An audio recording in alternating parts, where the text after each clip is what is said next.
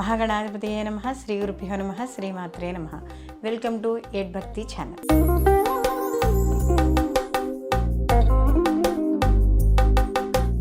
గురుగ్రహ మార్పు. ఈ గురుగ్రహ మార్పు అనేది మనకి అక్టోబర్ 18 నుండి అలాగే డిసెంబర్ 5 మళ్ళీ ఆయన వక్రగతిని పట్టడం అనేది జరుగుతుంది. అయితే ఇప్పుడు గురువు మనకి అక్టోబర్ 18 ముందు వరకు కూడా ఈయన మిథున రాశి నుండి కర్కాటక రాశిలోకి వచ్చి మళ్ళీ కర్కాటక రాశి నుండి ఈయన మార్పు చెంది వక్రంలో వెళ్ళి మళ్ళీ యథాస్థితికి మనకి ఈ యొక్క మిథున రాశిలోకి రావడం అనేది జరుగుతుంది. అంటే ఇప్పుడు ఈ సంవత్సరం కానీ చూసుకుంటే ఇక్కడ ఈయన నవంబర్ 12 నుంచి మొత్తం మీద కానీ చూసుకుంటే మనకి మార్చి 11 వరకు 2026 వరకు కూడా ఈయన ఈ యొక్క పునర్వసు నక్షత్రంలో ఈయన సంచరించడం అనేది జరుగుతోంది.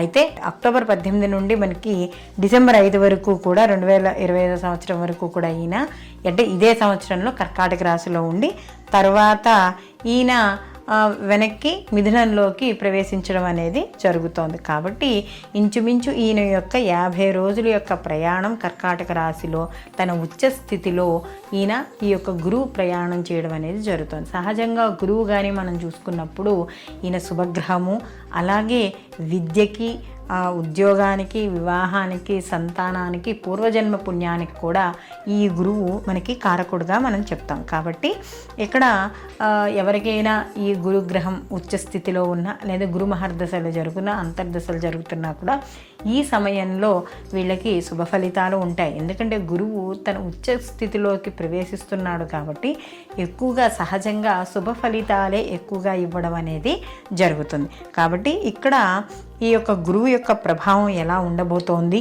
ఎటువంటి ఫలితాలు ఇస్తాడు, ఇలాంటి విషయాలన్నీ కూడా మనం ఇప్పుడు ఈ వీడియోలో మనం తెలుసుకుందాం. అలాగే వీడియో చివరిన కూడా మనం మనం ఈ యొక్క వివిధ రాసుల వాళ్ళు అంటే మనకి ఉన్న ద్వాదశ రాసుల వాళ్ళు కూడా ఎటువంటి పరిహారాలు చేసుకోవాలి అనే విషయాన్ని కూడా తెలుసుకుందాం. వృషభ రాశి వారికి చూసుకున్నప్పుడు ఈ యొక్క గురువు అష్టమ లాభాధిపతి. ఈ అష్టమ లాభాధిపతి అయిన గురువు గోచార ప్రకారం ద్వితీయంలో ఉండడం, తృతీయంలోకి వెళ్ళడం, మళ్ళీ ద్వితీయంలోకి రావడం అనేది జరుగుతుంది. కాబట్టి ఎప్పుడైతే ఈ వృషభ రాశి వారికి ఈ మార్పు అక్టోబర్ 18 నుండి కూడా డిసెంబర్ 5 వరకు ఈయన మార్పు ఎప్పుడైతే ఉందో, ఎక్కడి నుంచి మనకి కర్కాటక రాశిలో ఈయన సంచారం అనేది జరుగుతోందో, అలాగే ద్వితీయంలోకి మళ్ళీ ఎప్పుడైతే వస్తాడో ఈ సమయంలో ఈయన వీళ్ళకి ఈ వృషభ రాశి వాళ్ళకి శుభ ఫలితాలు ఎక్కువగా గోచరిస్తున్నాయి. అందులో ఈయన భావాధిపతి కూడా అయ్యాడు కదా, అష్టమాధిపతి అలాగే లాభాధిపతి.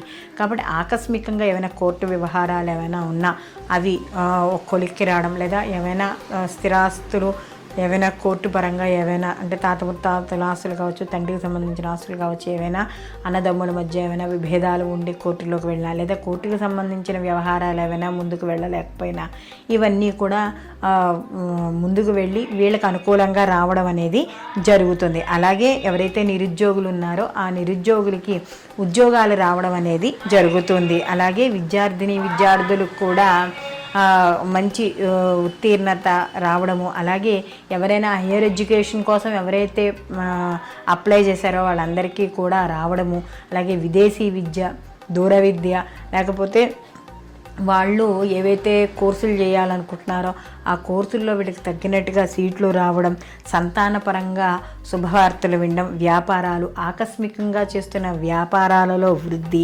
ఇలాంటివన్నీ కూడా ఉంటాయి. అలాగే ఇక్కడ తృతీయ స్థానంలోకి ఎప్పుడైతే ఉచ్చ స్థానంలోకి వెళ్తున్నాడో అప్పటి వరకు ఏమైనా కమ్యూనికేషన్ రంగాల్లో పనిచేస్తున్న వాళ్ళు, ఇబ్బంది పడుతున్న వాళ్ళు కానీ అలాంటి వాళ్ళు ఉంటే వాళ్ళకి దాని ప్రకారంగా ఉన్న ఇబ్బందులు తొలగడము, సోదరుల వర్గాలు నుండి అనుకూలత రావడము, లేదా వినోదాల్లో పాల్గొనడము, ఏదైనా ఒక విషయాన్ని మొదలు పెట్టాలనుకున్నప్పుడు చాలా పట్టుదలతో మొదలుపెట్టడము, ఇవన్నీ కూడా ఈ యొక్క గురువైన శుభగ్రహం ఎప్పుడైతే మార్పు చెందుతాడో ఈ సమయం ఏదైతే ఉందో ఈయన పునర్వసు నక్షత్రంలో సంచరిస్తున్నాడంటే తన సొంత నక్షత్రంలోనే ఈయన చేస్తున్నాడు కాబట్టి ఇంకా బలంగా ఉండడం అనేది జరుగుతుంది.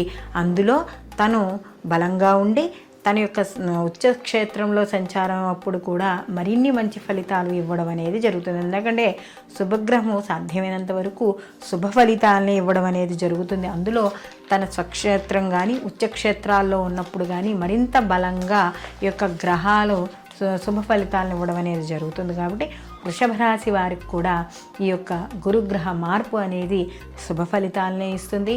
వీరు కూడా ప్రతి నిత్యము దక్షిణామూర్తి స్తోత్రాన్ని లేదా శివారాధన చేసుకుంటూ ఉండడం ద్వారా ఈ ఏదైతే గురుగ్రహం యొక్క మార్పు అనేది ద్వితీయ తృతీయ స్థానాల్లో జరుగుతోందో ఈ సమయంలో మరిన్ని శుభ ఫలితాలు పొందడం అనేది జరుగుతుంది.